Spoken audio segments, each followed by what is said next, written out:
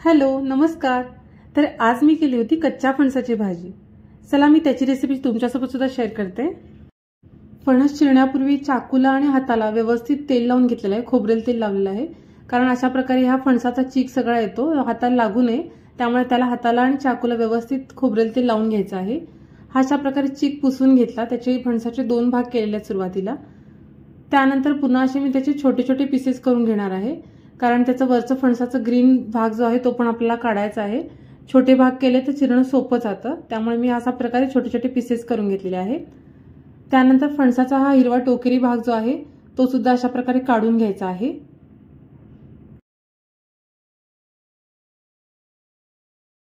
तर सगळ्या तुकड्यांचा वरचा हा असा ग्रीन भाग पहिला काढून घेतलेला आहे। आता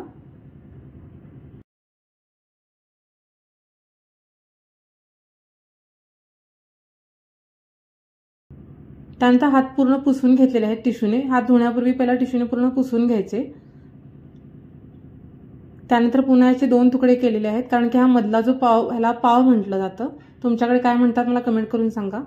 हा मधला जो पाव आहे तो भाग पण काढून घ्यायचा आहे।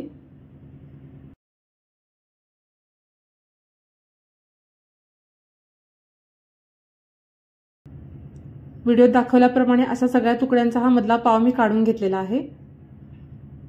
त्यानंतर इथे मोठ्या मोठ्या तुकड्यामध्ये असा फणस चिरून झालेला आहे।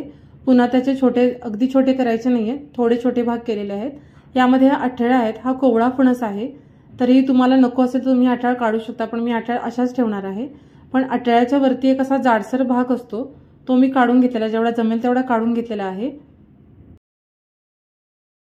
हा कोवळा फणस आहे त्यामुळे खूप जास्त काढायची गरज नाहीये, अठळ्या अशाच ठेवू शकतो। अशा प्रकारे इथे माझा फणस चिरून झालेला आहे। हा 2-3 वेळा पाण्यामध्ये धुवून घेतलेला आहे। सगळा फणस एका वेळी वापरणार नाहीये, त्यामुळे राहिलेला फणस मी तसाच पाण्यामध्ये लिंबू तुम्ही घालून ठेवू शकता किंवा तुरटीचं पाणी घालून ठेवू शकता, 1-2 दिवस ठेवू शकता। मी यातला अर्धा भाग वापरलेला आहे। आता अर्धा भागापैकी हा चिरून घेतलेला आहे। त्यामध्ये थोडंसं मीठ आणि तेल घातलेलं आहे, 1 चमचा। हा आता कुकरमध्ये शिजवून घेणार आहे।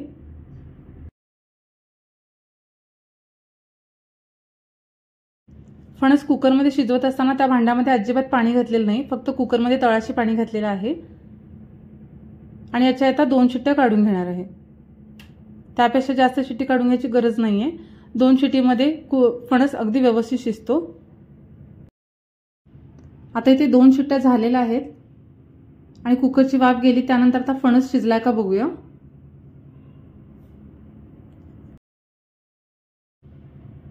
इथे पाहू शकता फणस अगदी व्यवस्थित शिजलेला आहे। आता मी हातानेच असा थोडासा मुरडून घेणार आहे, अशा प्रकारे। आता फोडणीची तयारी करूया। फोडणीसाठी इथे मी एका कढईमध्ये 3 चमचे तेल घातलेलं आहे। फणसाच्या भाजीला थोडंसं जास्त तेल लागतं। तेल तापल्यानंतर त्यामध्ये घातलं 1 चमचा मोहरी। मोहरी चांगली तडतडू द्यायची आहे। त्यानंतर 6-7 कढीपत्ता घातल्या, अर्धा चमचा हिंग घातलेला आहे। त्यानंतर 2 हिरव्या मिरच्या घातलेल्या आहेत।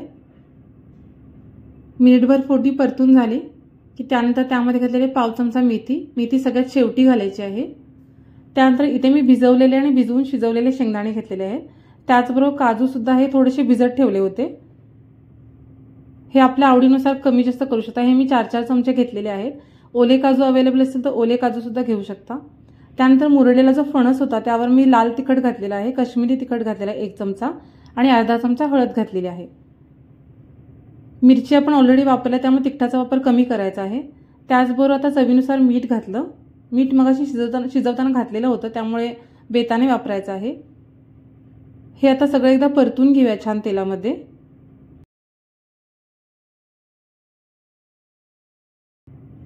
हे आता फोडणीमध्ये छान परतून झालं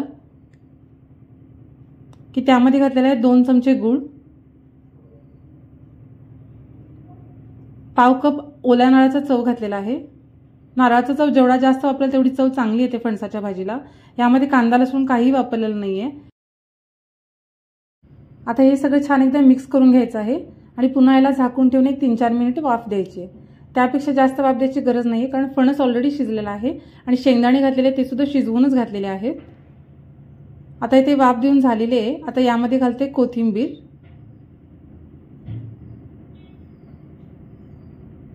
पुन्हा एकदा छान मिक्स करून घेऊया। आणि इथे फणसाची ही सुकी भाजी तयार आहे। तुम्हाला हवं असेल तर तुम्ही कांदा लसूणवाली भाजी करू शकता, पण ही फणसाची कांदा लसूण नसलेली सुकी भाजी आहे। ही भाजी सर्व करताना पुन्हा त्यावर ओल्या नारळाचा चव घातलेला आहे, अतिशय सुंदर चव येते। त्याचबरोबर आमच्याकडे यामध्ये इथे भरलेली सांडगी मिरची जी सगळ्यांच्याकडेच अवेलेबल असते, ती ते गरम तेलात चुरून त्याची फोडणी घातली जाते आणि मग ती भाजी सर्व केली जाते। तुमच्या आवडीनुसार तुम्ही अशीच सर्व करू शकता, किंवा या प्रकारची जर भरलेली सांडगी मिरची तुमच्याकडे असेल तर त्याची फोडणी अशा प्रकारे त्याच्यावर देऊन सर्व करू शकता। तुम्ही सुद्धा ही फणसाची भाजी नक्की ट्राय करा आणि तुम्हाला रेसिपी कशी वाटली मला कमेंट करून नक्की सांगा, आणि आवडली असेलच त्यामुळे व्हिडिओला लाईक शेअर सबस्क्राईब नक्की करा। पुन्हा भेटू पुढच्या व्हिडिओमध्ये, तोपर्यंत बाय बाय।